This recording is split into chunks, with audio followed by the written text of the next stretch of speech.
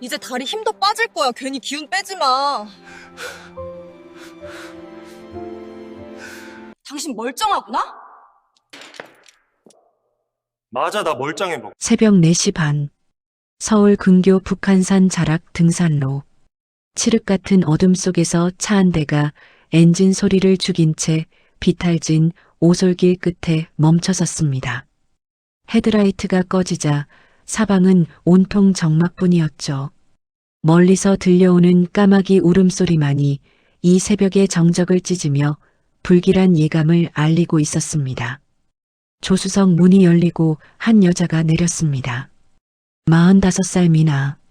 얼굴은 화장기 하나 없이 창백했지만 눈빛만큼은 차갑게 빛나고 있었습니다. 그녀는 트렁크를 열고 접이식 휠체어를 꺼냈습니다.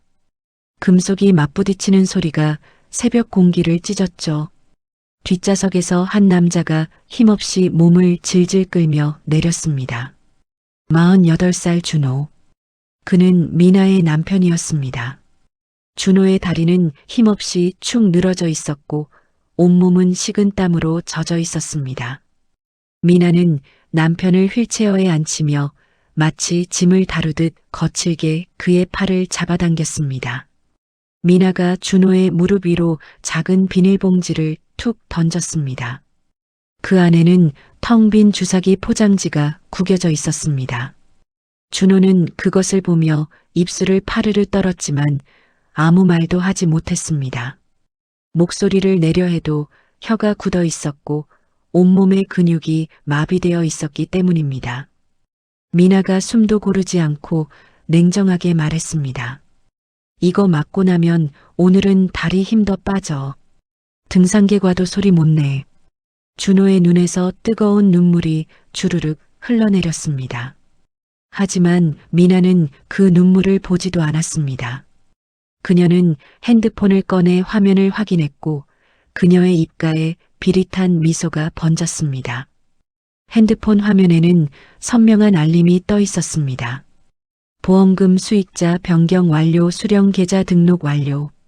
미나는 화면을 준호의 눈앞에 들이밀었습니다. 마치 승리의 트로피를 자랑하듯이 말이죠. 준호는 그 글자들을 보며 온몸에 소름이 돋는 것을 느꼈습니다. 자신의 목숨이 숫자로 환산되어 타인의 계좌로 넘어가는 순간을 목격하고 있었으니까요. 미나가 마지막으로 한마디를 꽂았습니다. 애인이랑 약속 시간 맞춰야 돼. 당신은 여기서 죽든 말든. 미나는 준호의 어깨를 한번 툭 치고는 휠체어를 바위 옆에 밀어 넣었습니다.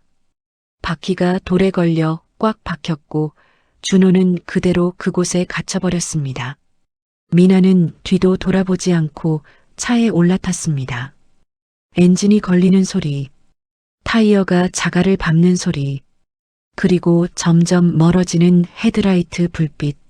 준호는 홀로 남겨진 어둠 속에서 떨리는 입술로 중얼거렸습니다. 이제 시작이다. 그 순간 기적이 일어났습니다. 준호가 천천히 발끝을 땅에 딛고 일어선 것입니다.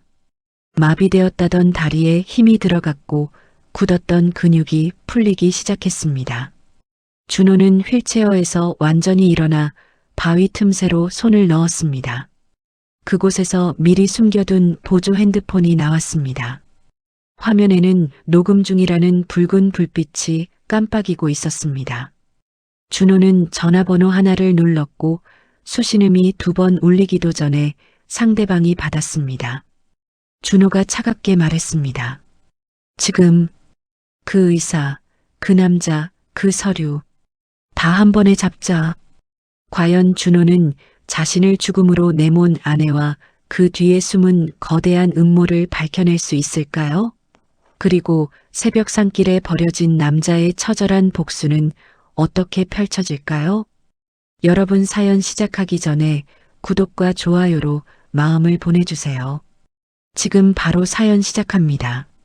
미나의 검은색 승용차가 커브를 돌며 완전히 시야에서 사라졌습니다.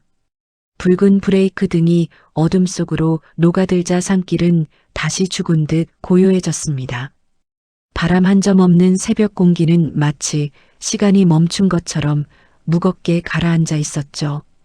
준호는 휠체어를 그대로 두고 천천히 몸을 일으켰습니다. 다리를 절뚝이며 산길 아래로 내려오는 그의 발걸음은 느렸지만 단호했습니다.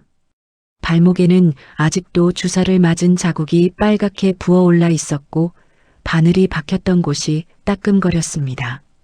준호는 자신의 발목을 내려다보며 이를 악물었습니다. 미나가 지난 석 달 동안 매주 놓아왔던 그 주사. 처음엔 재활치료제라고 믿었습니다. 하지만 주사를 맞을수록 몸이 더 무거워지고 감각이 사라져가는 것을 느꼈을 때 준호는 알아차렸습니다. 이건 치료가 아니라 독살이었다는 것을. 주차장 쪽에서 이른 새벽 산책을 나온 여자 하나가 준호를 발견하고 놀라 멈춰섰습니다. 60대쯤 되어 보이는 그녀는 등산복 차림이었고 손에는 등산 스틱을 들고 있었습니다. 어머, 괜찮으세요? 이 새벽에 여기서 왜? 준호는 땀을 훔치며 일부러 숨을 헐떡였습니다. 그의 연기는 완벽했습니다. 마치 정말로 길을 잃고 헤매던 환자처럼 보였죠. 저 아내가 잠깐만 다녀온다 했는데 연락이 안 돼서요. 여자는 가슴에 손을 얹으며 안타까운 표정을 지었습니다. 세상에, 이런 곳에 아픈 사람을 두고 가다니. 지금 바로 신고해야. 여자가 핸드폰을 꺼내려 하자 준호가 재빨리 손을 들었습니다. 신고는 잠깐만요. 제가 먼저 확인할 게 있어요. 준호의 시선이 자신이 두고 온 휠체어 손잡이로 향했습니다. 그곳에는 병원 출입증 목걸이가 걸려 있었습니다. S재활병원 환자 보호자 이민아라고 새겨진 플라스틱 카드가 바람에 살랑거리고 있었죠. 그건 미나가 일부러 걸어놓은 미끼였습니다. 만약 누군가 준호를 발견하더라도 그저 치매 환자가 보호자 몰래 산에 올라왔다가 길을 잃은 것처럼 보이게 하려는 치밀한 계산이었습니다. 준호는 여자에게 고개를 숙여 인사하고는 절뚝거리며 주차장을 향해 걸었습니다. 그의 등 뒤로 여자의 걱정스러운 시선이 꽂혔지만 준호는 뒤돌아보지 않았습니다. 준호의 머릿속에는 지난 석 달간의 기억이 파노라마처럼 스쳐 지나갔습니다. 미나가 자신에게 주사를 놓을 때마다 지었던 그 가짜 미소, 약을 먹이며 속삭이던 다정한 목소리. 하지만 그녀의 눈빛은 언제나 차갑고 계산적이었습니다. 준호는 주차장 구석에 세워진 낡은 경차 옆에 멈춰섰습니다. 그 차는 준호가 몰래 준비해둔 비상용 차량이었습니다. 미나가 자신의 목숨을 노리고 있다는 것을 알아차린 후 준호는 철저하게 준비해왔습니다. 죽은 척하며 살아남는 것. 그것이 준호가 선택한 유일한 방법이었습니다. 준호는 차 문을 열고 조수석 선 바이저를 내렸습니다. 그곳에서 작은 USB와 녹음기가 떨어졌습니다. 준호는 그것들을 주머니에 넣으며 차가운 미소를 지었습니다. 미나야, 내가 판 무덤에 내가 들어갈 차례다. 과연 준호가 준비한 반격의 칼날은 얼마나 날카로울까요? 그리고 미나가 숨기고 있는 진짜 비밀은 무엇일까요? 국도 옆 24시 편의점. 형광등 불빛이 차갑게 빛나는 그곳에서 준호는 모자를 눌러쓰고 구석 테이블에 앉아 있었습니다. 맞은편에는 40대 초반으로 보이는 남자 현우가 노트북을 펼쳐놓고 뭔가를 열심히 타이핑하고 있었습니다. 현우는 준호의 대학 동기이자 현재 사설 탐정으로 일하고 있는 유일한 조력자였습니다. 준호가 미나의 이상한 행동을 눈치챈 뒤 가장 먼저 연락한 사람이 바로 현우였습니다. 현우가 갈색 봉투를 준호 앞으로 밀었습니다. 봉투는 두툼했고 무게감이 느껴졌습니다. 준호는 봉투를 열었고 그 안에서 사진들과 서류들이 쏟아져 나왔습니다. 현우가 낮은 목소리로 말했습니다. 미나 내 연남, 이름은 강태식. 41살. 보험 설계사 출신이야. 준호는 사진 속 남자를 뚫어지게 바라보았습니다. 단정한 정장 차림에 자신감 넘치는 미소를 짓고 있는 남자. 하지만 그 눈빛은 차갑고 계산적이었습니다. 준호가 눈을 깜빡이며 물었습니다. 그런 인간이 왜 내 집을 드나들어? 현우가 노트북 화면을 돌려 보여주었습니다. 화면에는 카카오톡 대화 내용이 캡처되어 있었습니다. 태식이 미나에게 보낸 문자들이 줄줄이 떠 있었죠. 오늘 산에 두고 왔지? 다음은 병원 쪽 작업 들어간다. 서류 사인만 받으면 끝이야. 조급하게 굴지 마. 보험금 들어오면 반반. 약속 지켜. 준호의 손끝이 사진을 쥔 채 부들부들 떨렸습니다. 분노가 치밀어 올랐지만 준호는 감정을 억눌렀습니다. 지금 필요한 건 분노가 아니라 냉정함이었습니다. 현우가 낮게 덧붙였습니다. 그리고 더 더러운 게 강태식이 혼자가 아니야. 요양, 보험 엮는 애들, 팀이 있어. 준호가 고개를 번쩍 들었습니다. 팀? 무슨 소리야? 현우가 또 다른 파일을 열었습니다. 화면에는 엑셀표가 떠 있었고 거기에는 이름들과 날짜, 금액이 빼곡하게 적혀 있었습니다. 보험 사기 전문 조직이야. 의사, 설계사, 요양보호사들이 한 팀으로 움직여. 환자 가족을 꼬셔서 보험금 타내는 수법이지. 준호는 숨이 막히는 것 같았습니다. 자신이 당한 일이 단순한 부부간의 배신이 아니라 조직적인 범죄의 일부였다는 사실에 온몸에 소름이 돋았습니다. 현우가 봉투 속에서 작은 녹음기를 꺼내 준호에게 건넸습니다. 이거 들어봐. 강태식이 이민아한테 보낸 음성 메시지야. 준호가 재생 버튼을 눌렀습니다. 스피커에서 태식의 목소리가 흘러나왔습니다. 미나야, 너무 조급하게 굴지 마. 의사 선생님이랑 타이밍 맞춰야 해. 진단서 나오는 대로 바로 처리하면 돼. 준호의 주먹이 테이블을 내리쳤습니다.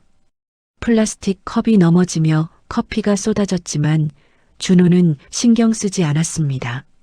현우가 준호의 어깨에 손을 얹었습니다. 진정해. 우리가 이기려면 증거를 더 모아야 돼. 감정으로 움직이면 저쪽 생각대로 당해. 준호가 깊게 숨을 들이마셨습니다. 현우의 말이 맞았습니다. 지금 필요한 건 냉철한 계산이었습니다. 준호가 녹음기를 주머니에 넣으며 말했습니다. 그럼 오늘은 미나 입으로 팀 이름까지 말하게 하자. 현우가 고개를 끄덕였습니다. 좋아. 내가 병원 쪽 CCTV 해킹해 둘게. 넌 미나를 유인해. 두 남자는 서로를 바라보며 무언의 약속을 나누었습니다. 이제 본격적인 반격이 시작되는 순간이었습니다. 과연 준호와 현우는 미나와 태식의 치밀한 계획을 무너뜨릴 수 있을까요? 그리고 그들이 숨기고 있는 조직의 실체는 과연 무엇일까요? S재활병원 3층 재활의학과 복도. 오전 10시 정각. 복도에는 소독약 냄새와 알코올 냄새가 뒤섞여 코끝을 찔렀고 환자 가족들의 낮은 대화 소리가 웅성거렸습니다. 흰색 타일 바닥은 빛을 반사하며 차갑게 빛나고 있었죠. 준호는 목발을 짚고 천천히 복도를 걸었습니다. 그의 걸음걸이는 일부러 느리고 힘들어 보이게 연출되어 있었습니다. 복도 끝 원장실 앞을 지나가던 준호는 멀리서 익숙한 뒷모습을 발견했습니다. 미나였습니다. 미나는 하얀 봉투를 가슴에 꼭 안고 원장실 문을 노크했습니다. 문이 열리고 그녀가 안으로 들어가자 문이 다시 닫혔습니다. 준호는 재빨리 옆 대기실로 몸을 숨겼습니다. 원장실 문틈으로 낮은 목소리가 새어나왔습니다. 준호는 숨을 죽이고 귀를 기울였습니다. 미나의 목소리였습니다. 원장님, 진단서 원본만 있으면 돼요. 호전 없음으로 써주세요. 잠시 침묵이 흘렀습니다. 그리고 중년 남자의 느긋한 목소리가 들려왔습니다.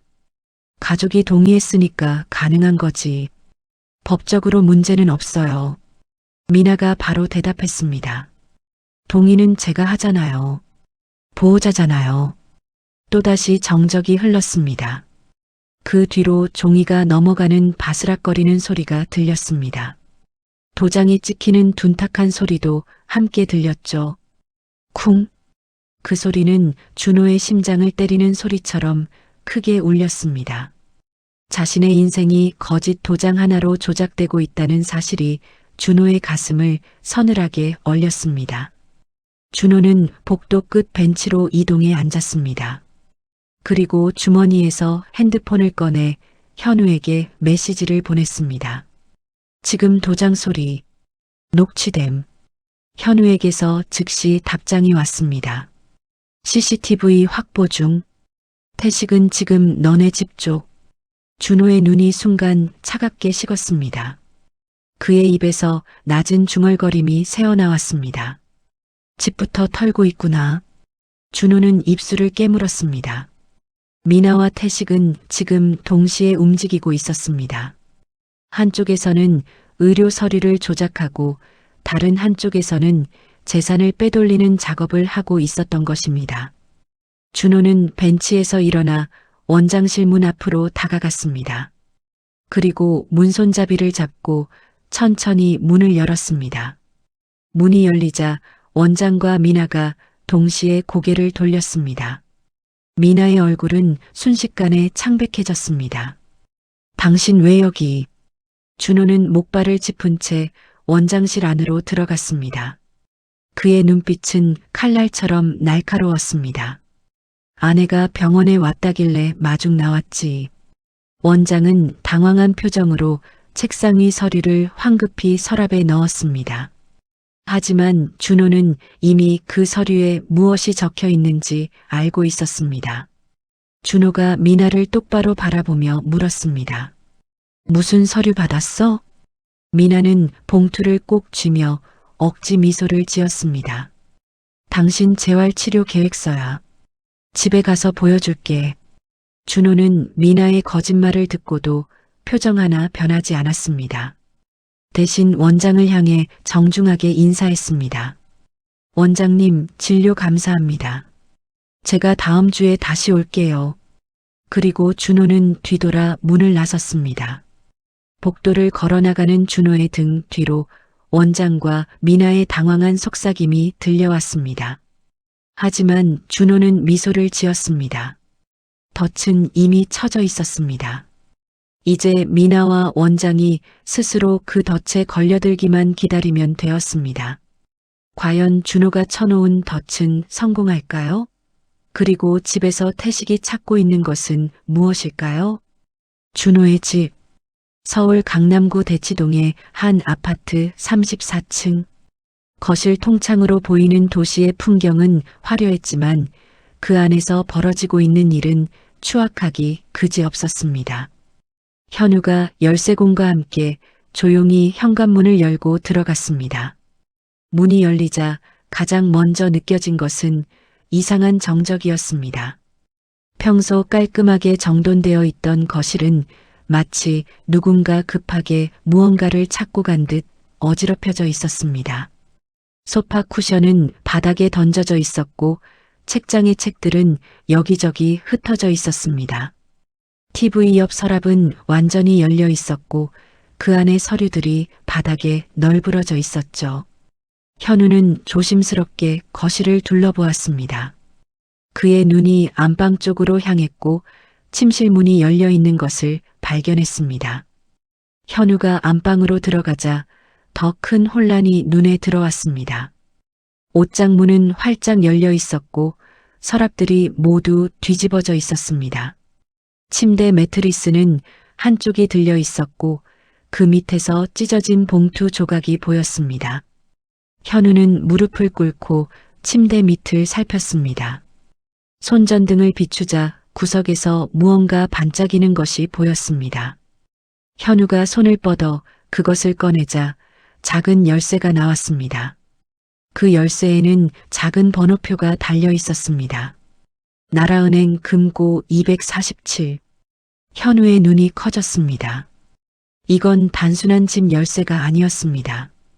은행 금고 열쇠였던 것입니다. 현우는 재빨리 거실로 나와 서재 쪽을 살폈습니다. 서재 바닥에는 두꺼운 카펫이 깔려 있었는데 한쪽 모서리가 이상하게 들려 있었습니다. 현우가 카펫을 걷어내자 놀라운 광경이 펼쳐졌습니다. 바닥에 테이프로 붙어 있던 얇은 나무판이 들려 있었습니다. 그 아래로 작은 비밀 수납 공간이 보였고 그 안에서 서류 뭉치가 나왔습니다. 현우는 떨리는 손으로 서류를 펼쳤습니다. 첫 장 상단에 찍힌 굵은 글자가 눈에 들어왔습니다. 후견인 지정 및 재산관리 위임. 현우의 얼굴이 창백해졌습니다. 그는 서류를 한 장 한 장 넘겼습니다. 두 번째 가처분 신청서, 세 번째 계좌 이체 위임장, 네 번째 부동산 처분 동의서, 다섯 번째 보험금 수령 위임장, 그리고 마지막 장에서 현우의 숨이 멎었습니다.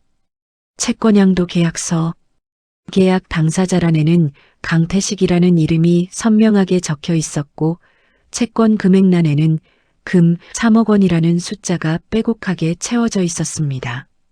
현우는 숨을 크게 들이마셨습니다. 상황이 점점 심각해지고 있었습니다.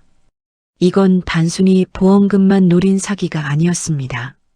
준호의 모든 재산을 합법적으로 빼돌리기 위한 치밀한 계획이었던 것입니다. 현우가 급히 준호에게 전화를 걸려는 순간이었습니다. 삐삐삐삐. 현관문 비밀번호 누르는 전자음이 들렸습니다. 현우는 화들짝 놀라 서류를 재빨리 주머니에 쑤셔넣고 서재 옷장 안으로 몸을 숨겼습니다. 문이 열리고 누군가의 발걸음 소리가 들렸습니다. 구두굽이 대리석 바닥을 밟는 소리, 그리고 낮은 남자 목소리. 이미 다 뒤진 것 같은데 금고 열쇠는 어디에 뒀을까? 태식이었습니다. 현우는 옷장 문틈으로 거실을 훔쳐보았습니다. 30대 후반으로 보이는 남자가 검은색 가죽 재킷을 입고 거실을 어슬렁거리며 돌아다니고 있었습니다. 태식은 소파 쿠션을 발로 차고 책장을 뒤지며 무언가를 찾고 있었습니다. 태식이 핸드폰을 꺼내 전화를 걸었습니다. 미나야, 집에 금고 열쇠 없어. 어디에 둔 거야? 핸드폰 너머로 미나의 날카로운 목소리가 들렸습니다. 침대 밑에 있다니까. 매트리스 들춰봐. 태식이 짜증스럽게 대답했습니다. 벌써 다 뒤졌어. 없다고.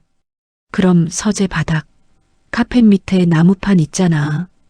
태식이 서재 쪽으로 걸어오기 시작했습니다. 현우는 숨을 죽이고 옷장 안 깊숙이 몸을 웅크렸습니다. 심장이 터질 듯 쿵쿵거렸습니다. 태식이 서재로 들어와 카펫을 걷어냈습니다. 하지만 나무판은 이미 열려 있었고 그 안은 텅 비어 있었습니다. 뭐야, 누가 먼저 가져갔잖아. 태식이 소리를 지르며 카펫을 발로 찼습니다. 그리고 다시 미나에게 전화를 걸었습니다. 미나, 서류 없어? 누가 먼저 가져간 것 같아. 미나의 목소리가 날카롭게 올라갔습니다. 그게 무슨 소리야? 준호는 다리도 못 쓰는데 누가 가져가. 그러니까 그게 이상하다는 거지. 잠시 침묵이 흘렀습니다. 그리고 미나의 음산한 목소리가 들렸습니다. 혹시 준호가 연기하고 있는 건 아니겠지? 태식이 비웃음을 터뜨렸습니다. 말도 안 돼. 그 약 맞고 멀쩡할 수가 없어. 원장이 보증했다고. 현우는 옷장 안에서 핸드폰 녹음 버튼을 눌렀습니다. 이 대화는 결정적인 증거가 될 것입니다. 태식이 거실로 나가며 중얼거렸습니다. 어쨌든 오늘 안으로 서류 찾아야 해. 내일 등기소 가야 하니까. 태식이 현관문을 열고 나가려는 순간 초인종이 울렸습니다. 띵동. 태식이 멈춰서서 인터폰 화면을 확인했습니다. 화면에는 현우가 미리 불러놓은 경찰 2명이 서 있었습니다. 경찰입니다. 이 집 주인 계십니까? 태식의 얼굴이 순식간에 굳었습니다. 그는 뒤돌아서서 베란다 쪽을 힐끗 보더니 다시 현관문 쪽을 바라보았습니다. 34층이었기에 베란다로 도망칠 수는 없었습니다. 태식은 이를 악물고 인터폰 버튼을 눌렀습니다. 저 집주인 친구인데요. 무슨 일이세요? 경찰의 목소리가 차갑게 들려왔습니다. 주거 침입 신고가 들어왔습니다. 문 열어주시겠습니까? 바로 그때 옷장에서 현우가 나왔습니다. 현우는 조용히 서재 창문을 열고 밖을 내다보았습니다. 그리고 미리 준비해둔 비상 로프를 창틀에 고정시켰습니다. 현우가 태식의 등 뒤로 다가가며 말했습니다. 강태식 씨죠? 태식이 화들짝 놀라 뒤를 돌아보았습니다. 현우는 이미 핸드폰을 들고 태식을 촬영하고 있었습니다. 태식이 손을 들며 능청스럽게 웃었습니다. 아, 오해하지 마요. 부부 문제에 제3자가 낀 건 아니고. 현우가 주머니에서 서류 뭉치를 꺼내 태식 앞으로 던졌습니다. 서류가 바닥에 펼쳐지며 태식의 이름이 적힌 채권양도 계약서가 드러났습니다. 이게 제3자 맞죠? 태식의 얼굴에서 여유가 사라졌습니다. 그의 눈빛이 순식간에 차갑게 변했습니다. 현관문이 열리고 경찰 2명이 들어왔습니다. 경찰은 상황을 파악하고는 태식에게 다가갔습니다. 신분증 제시해 주시겠습니까? 태식은 이제 도망칠 곳이 없었습니다. 과연 태식은 이 위기에서 벗어날 수 있을까요? 그리고 미나는 태식이 잡혔다는 사실을 알게 될까요? S재활병원 지하 주차장. 형광등이 깜빡거리는 어두운 공간에서 미나는 차 트렁크를 열고 쇼핑백을 정리하고 있었습니다. 그녀는 원장실에서 받아온 서류를 가방 깊숙이 숨기며 만족스러운 미소를 지었습니다. 이제 진단서도 나왔고 다음 주면 후견인 선정 법원 허가까지 떨어져. 그럼 준호명의 아파트도 내 마음대로. 미나가 혼잣말을 하며 차 문을 닫으려는 순간이었습니다. 뒤에서 누군가의 발걸음 소리가 들렸습니다. 미나는 순간 온몸이 얼어붙는 것을 느꼈습니다. 천천히 고개를 돌리자 그곳에 준호가 서 있었습니다. 목발도 없이, 휠체어도 없이 두 다리로 멀쩡하게 서서 말이죠. 미나는 숨이 턱 막혔습니다. 손에 들고 있던 차 키가 바닥에 떨어졌습니다. 미나가 떨리는 목소리로 말했습니다. 당신 왜 여기 있어? 준호는 한 걸음 한 걸음 미나를 향해 다가왔습니다. 그의 걸음걸이는 느렸지만 단호했습니다. 미나는 뒷걸음질 치며 차 뒤로 물러섰습니다. 준호가 말끝을 자르듯 물었습니다. 원장실에서 뭐 받았어? 미나는 가방을 가슴에 꽉 끌어안았습니다. 그녀의 얼굴은 창백했고 눈동자는 불안하게 흔들렸습니다. 당신 치료 서류야. 가자. 집으로. 준호가 차가운 미소를 지으며 고개를 저었습니다. 집엔 강태식이 있지. 순간 미나의 얼굴이 일그러졌습니다. 그녀의 가면이 벗겨지는 순간이었습니다. 그 사람이 왜 우리 집에 있어? 준호가 한 걸음 더 다가가 낮게 말했습니다. 내가 산에 나를 버리고 간 사이 강태식은 우리 집 금고를 뒤지고 있었어. 너희 둘이 짜고 친 각본이었겠지. 미나의 입술이 파르르 떨렸습니다. 그녀는 부정하고 싶었지만 준호의 눈빛을 보는 순간 모든 것이 들통났다는 것을 알았습니다. 그때 미나의 핸드폰이 울렸습니다. 화면에는 태식이라는 이름이 떠 있었습니다. 하트 이모티콘까지 붙어 있는 그 이름이 주차장 어둠 속에서 선명하게 빛났습니다. 미나는 황급히 화면을 뒤집었습니다. 하지만 준호는 이미 다 보았습니다. 준호가 조용히 말했습니다. 받아. 스피커폰으로. 미나의 손이 부들부들 떨렸습니다. 그녀는 준호를 피해 차 옆으로 도망치려 했지만 준호가 미나의 손목을 꽉 붙잡았습니다. 받으라고. 미나는 어쩔 수 없이 전화를 받았습니다. 스피커 버튼을 누르자 태식의 다급한 목소리가 주차장에 울려 퍼졌습니다. 미나야, 큰일 났어. 경찰이 와 있어. 미나의 얼굴이 하얗게 질렸습니다. 뭐라고? 집에 누가 먼저 들어와서 서류 다 가져갔어. 그리고 경찰한테 신고까지 당했다고. 미나는 무릎에 힘이 풀려 그 자리에 주저앉았습니다. 핸드폰이 바닥에 떨어지며 강태식의 목소리가 계속 들려왔습니다. 미나야, 너 혹시 준호가 연기하고 있는 거 아니야? 그 새끼 멀쩡한 거 아니야? 준호는 떨어진 핸드폰을 주워들고 스피커에 대고 차갑게 말했습니다. 맞아. 나 멀쩡해. 전화 너머로 태식의 숨소리가 멎었습니다. 그리고 욕설이 터져 나왔습니다. 이 개새끼가. 준호는 통화를 끊어버렸습니다. 미나는 바닥에 주저앉은 채 머리를 감싸 안았습니다. 그녀의 입에서 신음 같은 소리가 새어나왔습니다. 아니야, 이럴 리 없어. 당신은 다리를 못 쓰는데. 준호가 미나 앞에 무릎을 꿇고 그녀의 턱을 들어 올렸습니다. 미나의 눈과 준호의 눈이 마주쳤습니다. 준호가 낮게 말했습니다. 내가 나한테 놓은 주사. 근이환제였지. 하지만 나는 석 달 전부터 해독제를 먹고 있었어. 미나의 눈이 크게 떠졌습니다. 어떻게? 내가 처음 주사를 놓은 날, 다음 날 아침에 이상하게 몸이 무거워지는 걸 느꼈어. 그래서 병원 가서 혈액 검사를 했지. 거기서 근이환제 성분이 나왔고, 준호는 주머니에서 작은 약통을 꺼내 미나 앞에 던졌습니다. 약통에는 프로티온 해독제라는 라벨이 붙어 있었습니다. 미나는 믿을 수 없다는 표정으로 준호를 바라보았습니다. 그럼 그동안 계속 연기를. 준호가 고개를 끄덕였습니다. 그래. 너희가 어디까지 갈 건지 보고 싶었어. 그리고 증거를 모으고 싶었지. 준호는 미나의 가방을 낚아챘습니다. 미나가 비명을 지르며 가방을 빼앗으려 했지만 준호는 이미 가방을 열고 서류를 꺼낸 뒤였습니다. 호전 없음이라고 적힌 진단서, 그리고 의식불명에 가까운 상태라고 거짓으로 기록된 소견서들. 준호는 서류를 한 장 한 장 바닥에 던졌습니다.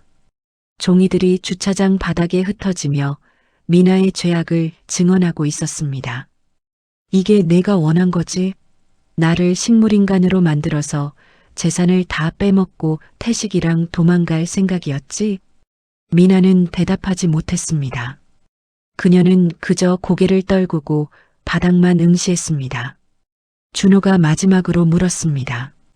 왜 그랬어? 우리 5년 동안 같이 살았잖아. 나한테 뭐가 부족했어? 미나가 고개를 들었습니다. 그녀의 눈에는 눈물 대신 증오가 가득 차 있었습니다. 부족했냐고? 당신은 항상 나를 아내로만 봤지. 한 사람 이민아로는 이해해 준 적 없잖아.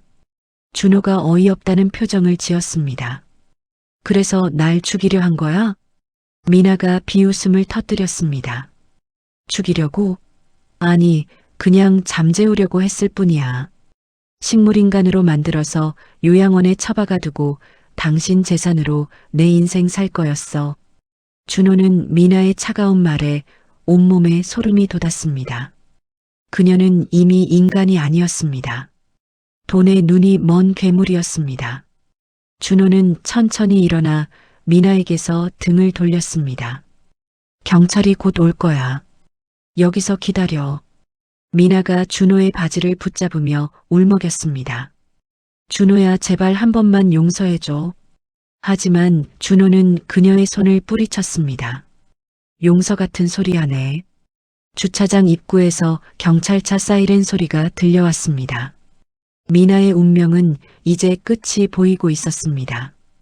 과연 미나는 법의 심판을 받게 될까요? 그리고 태식과 원장은 어떻게 될까요? 3일 후, 밤 11시, 준호의 집 거실. 모든 조명이 꺼져 있었고, 오직 주방의 작은 스탠드 불빛만이 어둠을 가르고 있었습니다. 미나는 경찰 조사를 받은 후 일단 석방된 상태였습니다. 증거가 아직 충분하지 않다는 이유였습니다. 하지만 준호는 알고 있었습니다. 미나가 마지막 발악을 할 것이라는 것을 말이죠. 미나는 주방에서 물컵을 들고 있었습니다. 그녀의 손에는 또 다른 작은 주사기 포장지가 보였습니다. 이번 것은 이전과 달랐습니다. 포장지에 적힌 글자는 칼륨 과다 주입제였습니다. 심장을 먹게 하는 약물이었습니다. 미나가 혼잣말처럼 중얼거렸습니다.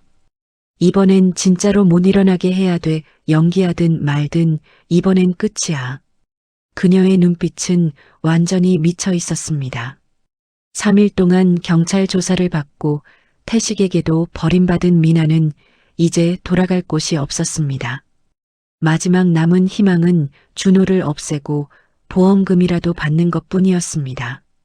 미나는 주사기를 품에 숨기고 안방 쪽으로 걸어갔습니다. 방문을 조용히 열자 침대에 누워있는 준호의 등이 보였습니다. 그는 깊은 잠에 빠진 듯 고르게 숨을 쉬고 있었습니다.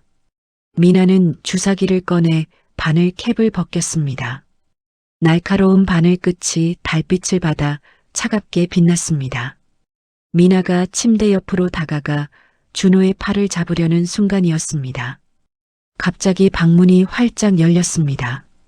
거실 쪽에서 불이 환하게 켜지며 준호가 멀쩡하게 걸어 나왔습니다. 침대에 누워있던 것은 이불로 만든 인형이었습니다. 미나는 손에 든 주사기를 떨어뜨렸습니다. 주사기가 바닥에 떨어지며 딸그락 소리를 냈습니다. 투명한 약물이 카펫에 스며들었습니다. 아니 당신, 준호가 차분히 말했습니다. 너무 빨리 끝내려 했네. 내 입으로 다 말할 시간은 줘야지. 미나는 뒷걸음질치며 거실로 나왔습니다. 그녀의 얼굴은 공포로 일그러져 있었습니다. 태식, 태식. 미나가 소리를 지르며 현관문 쪽으로 달려갔습니다. 하지만 현관문이 열리는 순간 그녀가 기대했던 태식이 아니라 형사 2명이 서 있었습니다. 태식도 함께 있었습니다. 하지만 그는 수갑을 찬 채 형사들에게 끌려온 상태였습니다. 태식의 얼굴에는 멍이 들어 있었고 옷은 구겨져 있었습니다. 미나가 비명을 질렀습니다. 강태식? 당신 뭐 하는 거야? 하지만 태식은 미나를 똑바로 쳐다보지도 못했습니다. 그는 고개를 떨구고 있었습니다. 형사가 미나에게 다가가며 말했습니다. 뒤로 물러나세요. 미나는 망연자실한 채로 뒷걸음질 쳤습니다. 형사가 비닐봉투를 꺼내 주사기를 조심스럽게 담으며 말했습니다. 이미나 씨 살인미수 혐의로 긴급 체포합니다. 미나가 머리를 마구 흔들며 소리쳤습니다. 저 사람은 원래 하반신마비예요. 거짓말이에요. 병원 기록 보세요. 준호가 한마디만 했습니다. 거짓말은 내가 했지. 준호는 주머니에서 두툼한 파일을 꺼내 형사에게 건넸습니다. 파일 안에는 지난 석 달간 준호가 몰래 모아온 모든 증거가 들어 있었습니다. 미나와 태식의 통화 녹음, 원장이 진단서를 조작하는 CCTV 영상, 채권양도 계약서 원본, 준호의 혈액 검사 결과 근위환제 검출, 미나가 구매한 주사기 구매 내역, 태식의 이전 보험 사기 전과 기록. 형사는 파일을 넘기며 고개를 끄덕였습니다. 충분한 증거네요. 미나는 그 자리에 주저앉아 울기 시작했습니다. 하지만 그것은 진짜 눈물이 아니라 자신의 계획이 무너진 것에 대한 분노의 눈물이었습니다.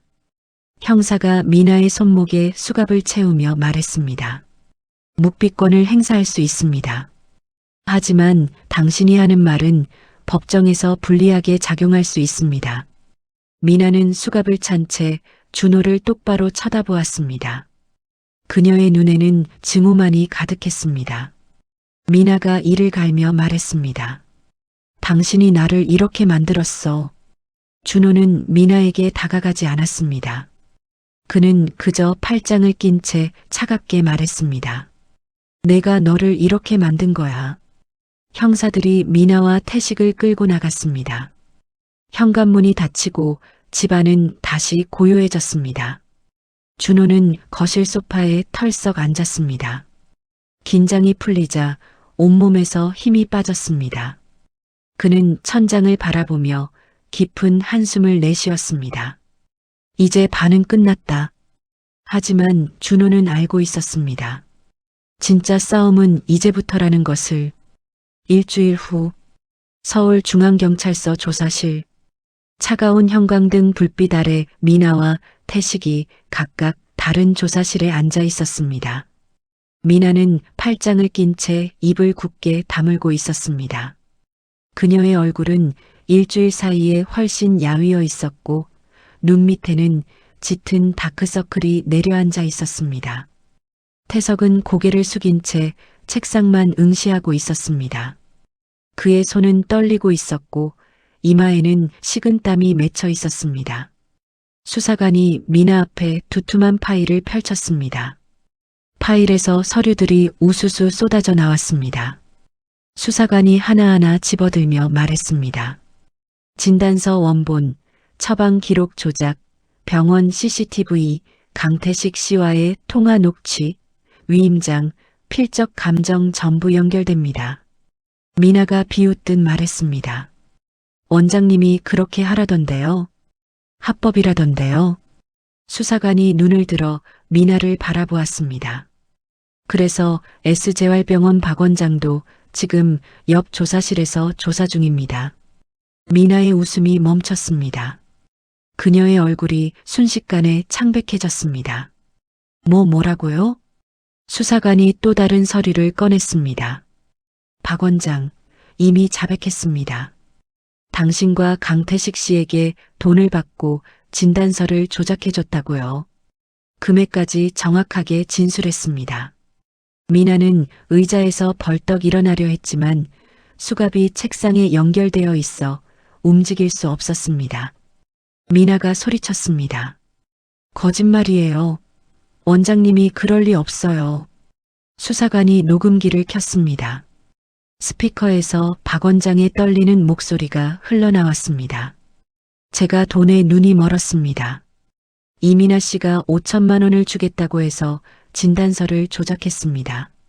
환자분은 실제로는 호전되고 있었는데 호전 없음으로 기록했습니다. 미나는 그 자리에 주저앉았습니다. 박 원장이 먼저 자백한 것입니다. 이제 미나는 도망갈 곳이 없었습니다. 한편 옆 조사실에서는 태식이 조사를 받고 있었습니다.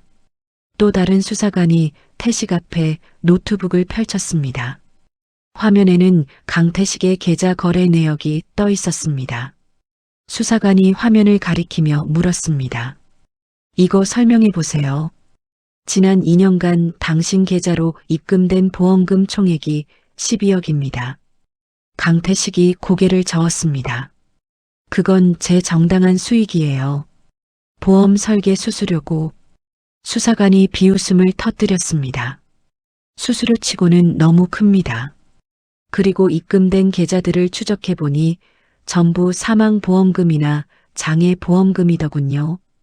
태식의 얼굴이 굳었습니다. 수사관이 또 다른 파일을 꺼냈습니다. 당신과 연관된 보험금 수령 건수가 지난 2년간 총 17건입니다. 그중 11건이 의심스러운 사망이나 장애 판정을 받았고요. 태식이 벌떡 일어나며 소리쳤습니다. 증거 있어요? 제가 직접 죽였다는 증거. 수사관이 차분하게 대답했습니다. 당신이 직접 죽이진 않았죠. 대신 약을 공급하고 의사를 매수하고 가족을 꼬드겼죠. 방조와 교사. 그것만으로도 충분합니다. 태식은 다시 의자에 털썩 주저앉았습니다. 수사관이 마지막 카드를 꺼냈습니다. 그것은 태식의 노트였습니다. 노트에는 날짜와 이름, 금액이 빼곡하게 적혀 있었습니다. 이거 당신 거 맞죠? 집에서 압수한 겁니다. 태식은 대답하지 못했습니다. 한편 조사실 복도에서 준호가 유리창 너머로 미나를 바라보고 있었습니다. 형사가 준호 옆에 서며 물었습니다. 피해자분 직접 대면하시겠습니까? 준호가 고개를 끄덕였습니다. 조사실 문이 열리고 준호가 들어갔습니다. 미나는 고개를 들어 준호를 바라보았습니다. 둘 사이에 무거운 침묵이 흘렀습니다. 준호가 먼저 입을 열었습니다. 왜 그렇게까지 했어? 미나가 비웃음을 터뜨렸습니다. 당신은 늘 나를 간병인으로 만들었잖아. 당신 밑에서 평생 살라고?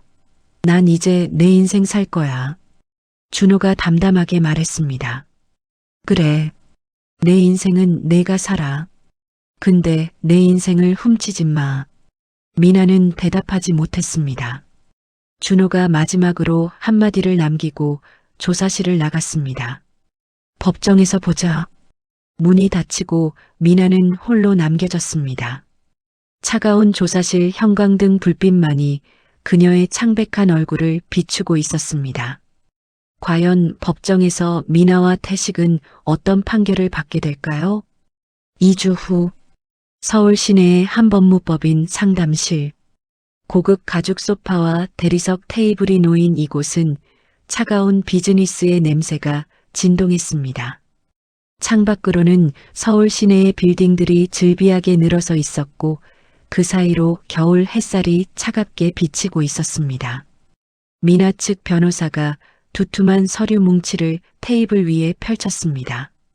50대 중반으로 보이는 그 변호사는 회색 정장을 입고 있었고 금태 안경 너머로 날카로운 눈빛을 번뜩이고 있었습니다.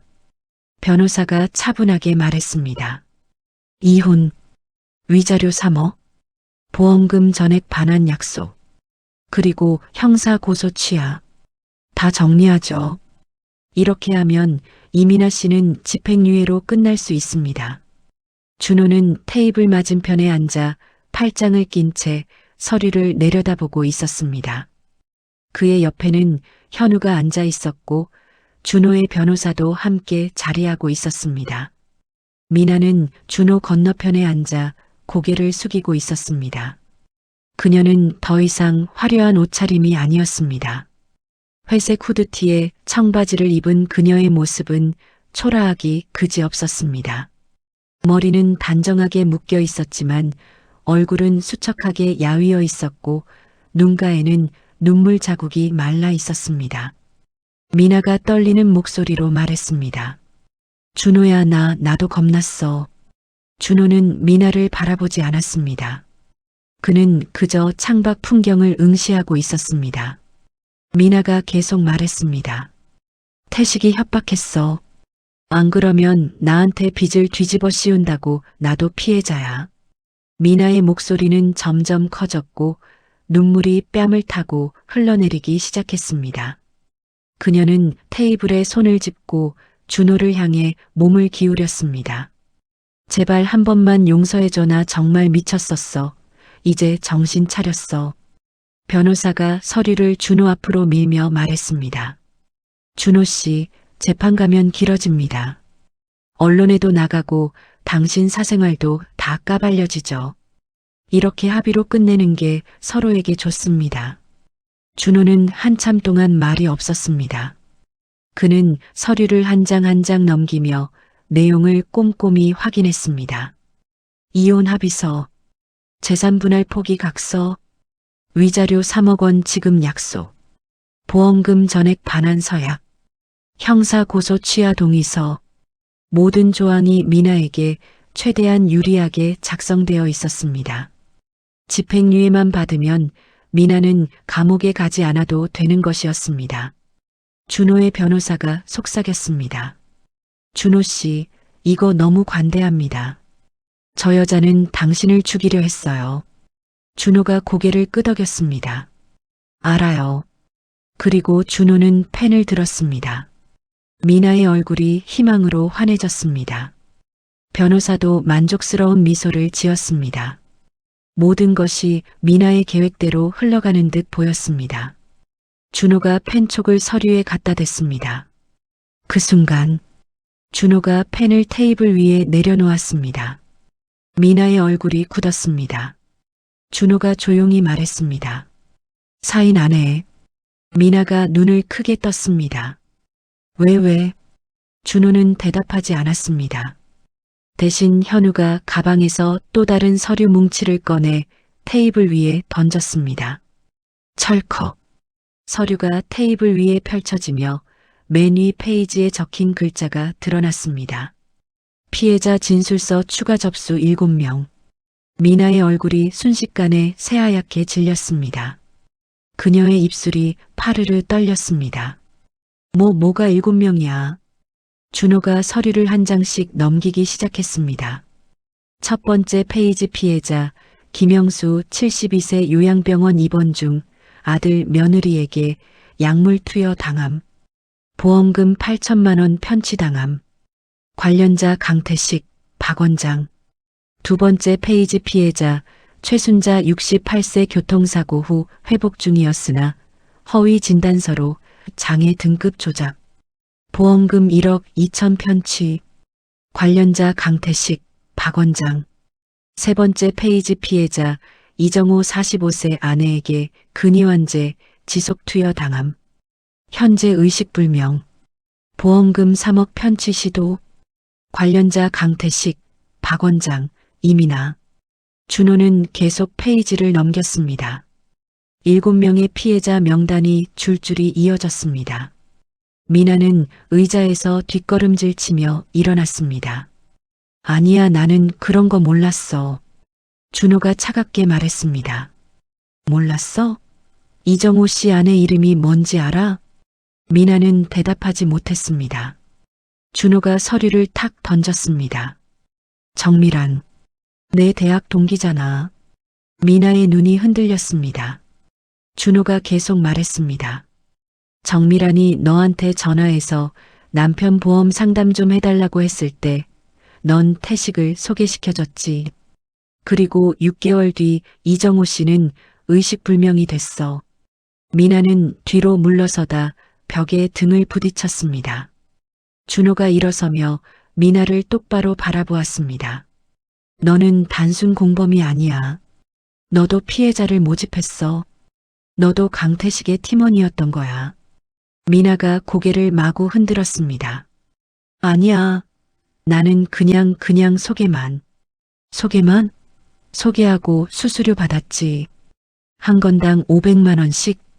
준호는 미나의 통장 거래 내역을 테이블 위에 던졌습니다.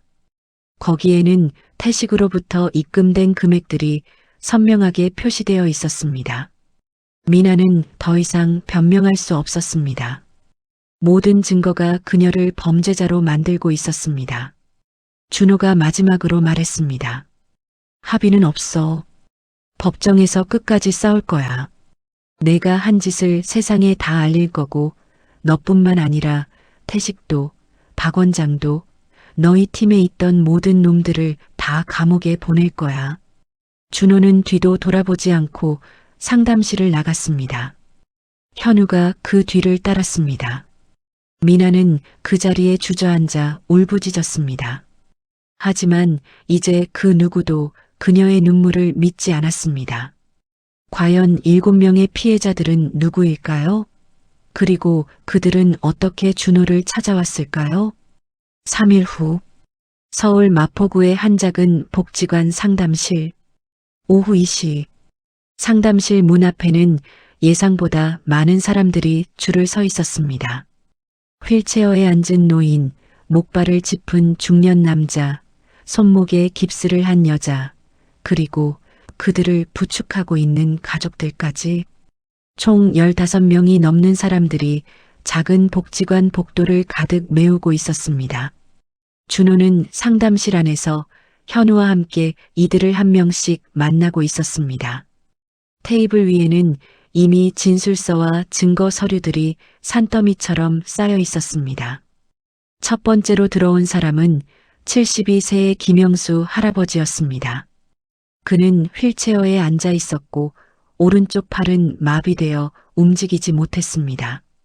그의 딸이 휠체어를 밀며 함께 들어왔습니다. 김영수 할아버지가 떨리는 목소리로 말했습니다. 저도 산에 버려졌어요. 준호는 숨을 크게 들이마셨습니다. 자신과 똑같은 피해를 입은 사람이 눈앞에 있었습니다. 할아버지의 딸이 울먹이며 말했습니다. 아버지 며느리가 재혼한 남편이랑 짜고 아버지를 설악산 등산로에 버렸어요. 새벽 4시예요. 다행히 등산객이 발견해서 할아버지가 고개를 떨구었습니다. 그때 손자가 울면서 할아버지 가지마 했는데 할아버지의 눈에서 눈물이 주르륵 흘러내렸습니다. 준호는 할아버지의 손을 꽉 잡았습니다. 이제 괜찮으실 겁니다. 제가 도와드릴게요. 두 번째로 들어온 사람은 68세의 최순자 할머니였습니다. 그녀는 지팡이를 짚고 있었고 오른쪽 다리를 절뚝거렸습니다. 할머니가 손에 든 서류를 테이블 위에 올렸습니다. 여기 S재활병원 박 원장이 만든 가짜 진단서예요. 저는 교통사고 후 재활치료 잘 받아서 걸을 수 있었는데 이 사람이 장애 3급으로 조작했어요. 현우가 서류를 받아들었습니다. 진단서에는 하반신 마비, 영구 장애라고 적혀 있었습니다. 할머니가 계속 말했습니다. 그리고 제 조카가 강태식이란 사람한테 보험 상담 받았대요. 그 뒤로 조카가 저한테 매주 이상한 주사를 놓기 시작했어요. 할머니가 소매를 걷어올리자 팔뚝에 수많은 주사 자국이 보였습니다.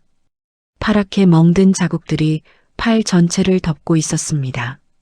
준호는 자신의 팔목을 내려다보았습니다. 그곳에도 똑같은 자국이 남아 있었습니다. 세 번째로 들어온 사람은 45세 남자 이정호의 아내 정미란이었습니다. 그녀는 눈이 퉁퉁 부어 있었고 손에는 병원 진료 기록지를 들고 있었습니다. 정미란이 떨리는 목소리로 말했습니다. 제 남편은 지금 서울대병원 중환자실에 있어요. 의식이 없어요. 준호가 물었습니다. 언제부터 그렇게 되셨나요? 6개월 전부터요. 미나 언니가 제 대학 동기인데 보험 상담 좀 받아보라고 강태식이란 사람을 소개시켜줬어요. 정미란의 손이 떨렸습니다. 그 뒤로 남편이 자꾸 이상한 증상을 보였어요. 다리에 힘이 빠지고 말도 어둔해지고 병원 가서 검사했더니 혈액에서 근위환제가 나왔어요. 준호는 주먹을 꽉 쥐었습니다. 미나는 자신뿐만 아니라 친구의 남편까지 팔아넘긴 것입니다. 정미란이 울먹이며 계속 말했습니다. 미나 언니를 믿었어요. 대학 때 그렇게 친했는데 설마 저한테 이럴 줄은. 현우가 정미란에게 물티슈를 건넸습니다. 남편분 보험금은 얼마였나요? 3억이요. 사망보험금이요. 정미란의 목소리가 떨렸습니다. 근데 아직 남편이 안 죽었거든요. 그래서 보험금이 안 나왔나 봐요. 그런데 저한테 자꾸 연락이 와요. 생명유지장치 끄라고. 준호는 온몸에 소름이 돋았습니다. 이것은 단순한 보험 사기가 아니었습니다. 조직적인 살인 교사였습니다. 이후로도 피해자들이 줄줄이 들어왔습니다. 네 번째 박민수 52세 아내에게 수면제 과다 투여 당함. 현재 기억상실 증세. 보험금 1억 5천 편취. 다섯 번째 한지영 39세 남편에게 독극물 투여 당함. 간 손상으로 현재 투석 중. 보험금 2억 편취 시도. 여섯 번째 오승현 61세 자녀들에게 유기당함. 산속에서 3일간 표류. 보험금 9천만 원 편취. 일곱 번째 윤혜진 44세 시댁 식구들에게 가스 중독 시도 당함. 현재 폐 손상으로 산소호흡기 착용 중. 모든 사건에 공통점이 있었습니다. 강태식, 박원장, 그리고 이민아. 현우는 조용히 노트북을 열어 엑셀 파일을 작성했습니다. 피해자 명단, 날짜, 수법, 보험금 금액을 하나하나 입력했습니다. 현우가 중얼거렸습니다. 이거 완전히 조직 범죄야. 시스템적으로 돌아간 거라고. 준호가 고개를 끄덕였습니다. 그래서 검찰이 아니라 중대범죄수사청으로 넘겨야 해. 현우가 화면을 준호에게 보여주었습니다. 엑셀표 맨 아래 합계란에 적힌 숫자. 총 피해자 17명. 총 피해 금액 23억 4천만 원. 사망자 3명. 의식불명 2명. 영구장애 8명. 준호는 화면을 보며 입술을 깨물었습니다. 그때 상담실 문이 열리며 마지막 방문자가 들어왔습니다. 50대 여자였습니다. 그녀는 검은색 상복을 입고 있었고 손에는 영정 사진을 들고 있었습니다. 사진 속에는 웃고 있는 젊은 남자가 보였습니다. 여자가 떨리는 목소리로 말했습니다. 제 아들이에요. 29살에 죽었어요. 준호와 현우는 자리에서 일어나 고개를 숙였습니다. 여자가 계속 말했습니다. 아들 며느리가 강태식이란 사람한테 보험 가입시켰어요. 5억짜리 사망보험이요. 그리고 한 달 뒤에 아들이 집에서 쓰러졌어요. 심장마비래요. 여자의 눈에서 눈물이 주르륵 흘러내렸습니다. 근데 이상한 거 있어요. 아들은 심장병이 없었어요. 건강했어요. 그런데 갑자기 현우가 조심스럽게 물었습니다. 부검은 하셨나요? 여자가 고개를 저었습니다. 며느리가 반대했어요. 그냥 화장해버렸어요. 준호는 주먹을 꽉 쥐었습니다. 손톱이 손바닥을 파고들어 아팠지만 분노가 그 고통을 삼켜버렸습니다. 준호가 여자의 손을 잡으며 말했습니다. 어머니, 아드님의 억울함을 꼭 풀어드릴게요. 여자가 고개를 끄덕이며 울었습니다. 모든 진술이 끝난 후 상담실에는 준호와 현우만 남았습니다. 테이블 위에는 17명의 피해자 서류가 산더미처럼 쌓여 있었습니다. 현우가 낮게 말했습니다. 이제 진짜 전쟁이다. 준호가 서류를 하나하나 정리하며 대답했습니다. 이제 못 빠져나가. 과연 준호는 17명의 피해자를 위해 정의를 실현할 수 있을까요? 그리고 미나와 태식, 박 원장의 최후는 어떻게 될까요? 한 달 후 서울중앙지방법원 형사합의부 오전 10시 정각 법정 방청석은 피해자, 가족들로 가득 차 있었습니다.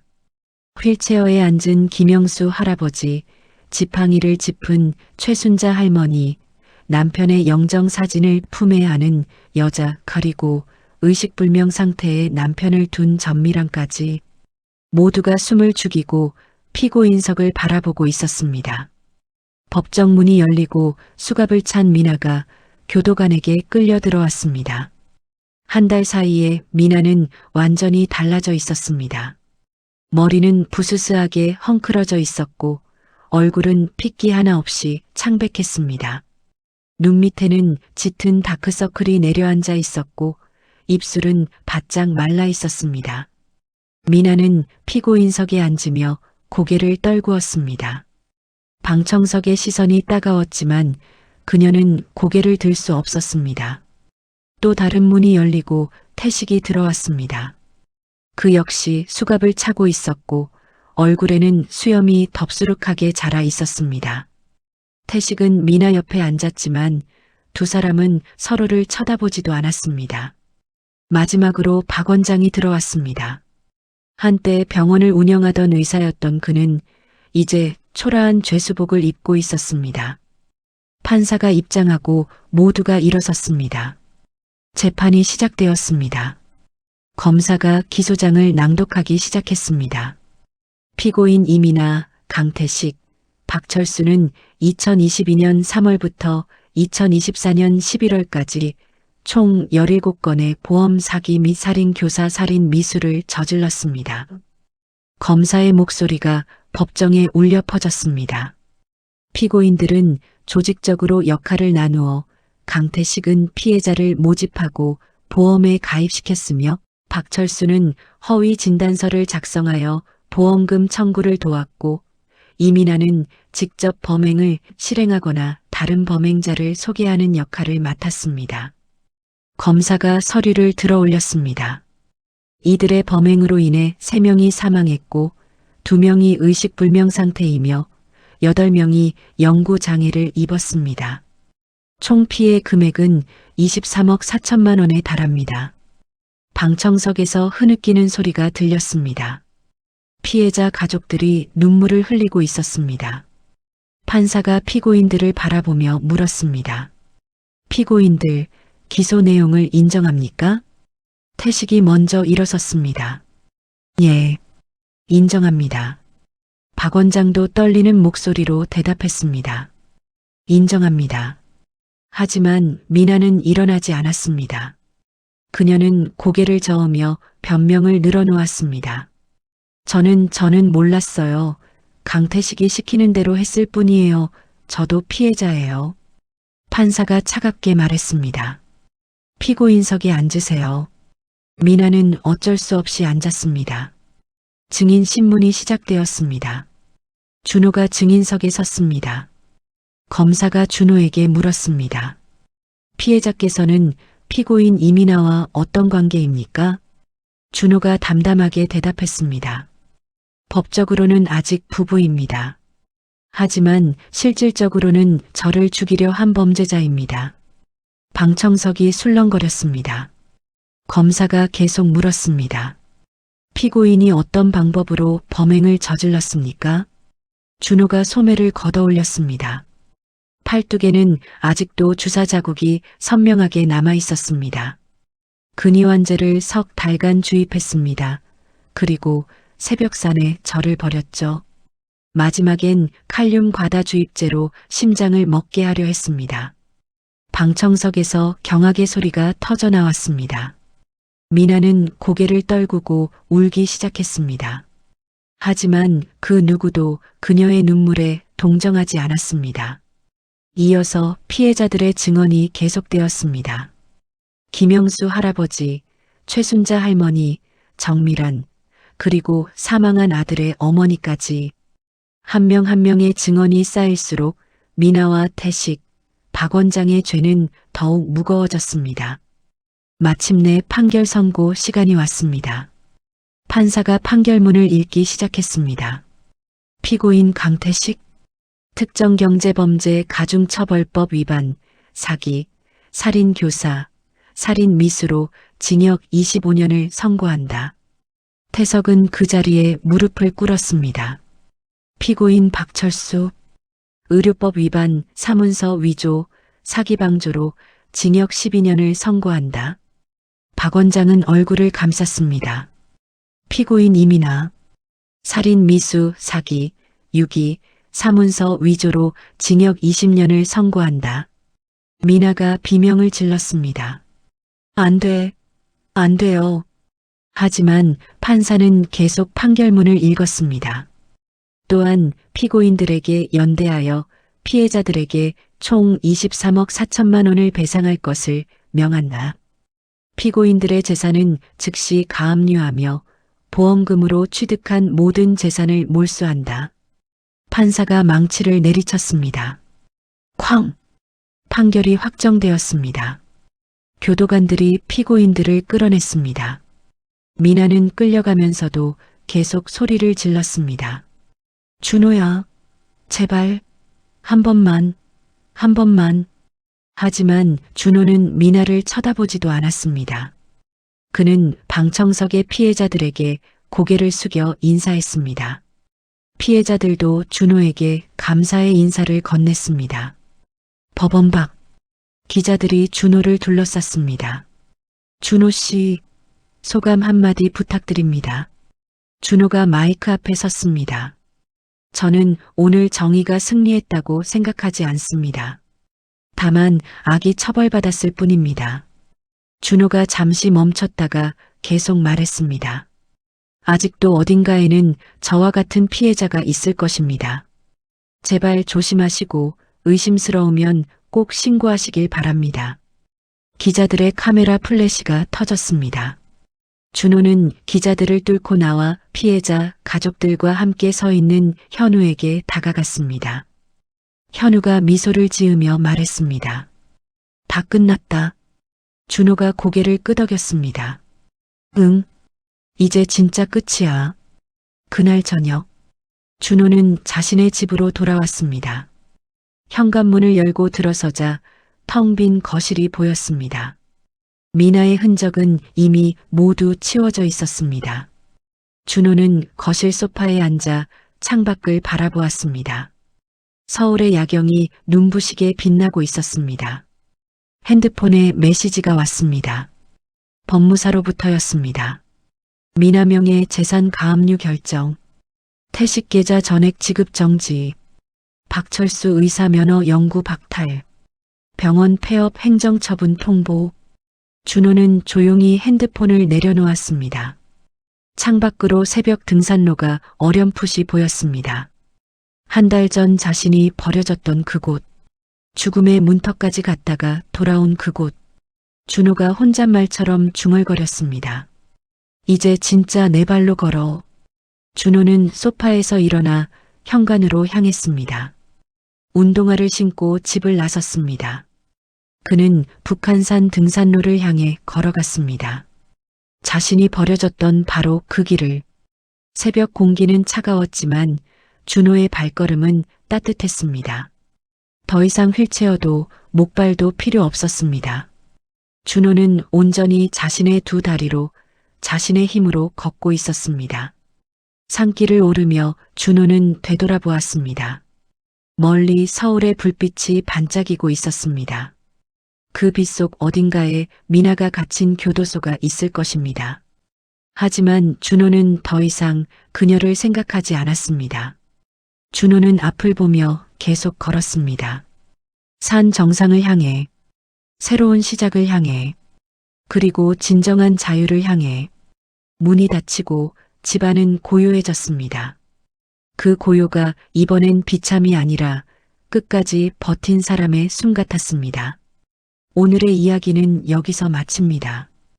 우리 삶도 때로는 준호처럼 가장 믿었던 사람에게 배신당하고 차가운 산길에 홀로 내던져진 것 같은 기분이 들 때가 있습니다. 하지만 그 절망의 끝에서 준호를 다시 일으켜 세운 것은 복수가 아니라 정의였습니다. 그리고 자신과 같은 고통을 겪은 피해자들을 위해 끝까지 싸우는 용기였습니다. 지금 혹시 인생의 가장 깊은 어둠 속에 빠져 허우적거리고 계신가요? 혹은 소중한 이의 배신으로 마음의 문을 굳게 닫고 계시지는 않나요? 오늘 이야기가 여러분의 지친 마음을 다독이는 따뜻한 위로가 되고 다시 일어설 용기를 주는 작은 손길이 되었기를 진심으로 바랍니다. 가장 낮은 곳에서 넘어졌을 때 바로 그때가 가장 높이 뛰어오를 수 있는 순간입니다. 당신은 그 어떤 풍파에도 꺾이지 않을 만큼 충분히 귀하고 강한 사람이라는 사실을 잊지 마세요. 오늘도 이야기를 끝까지 들어주셔서 감사합니다. 구독과 좋아요, 그리고 댓글로 함께 해주세요. 여러분의 응원이 더 좋은 이야기를 만드는 힘이 됩니다.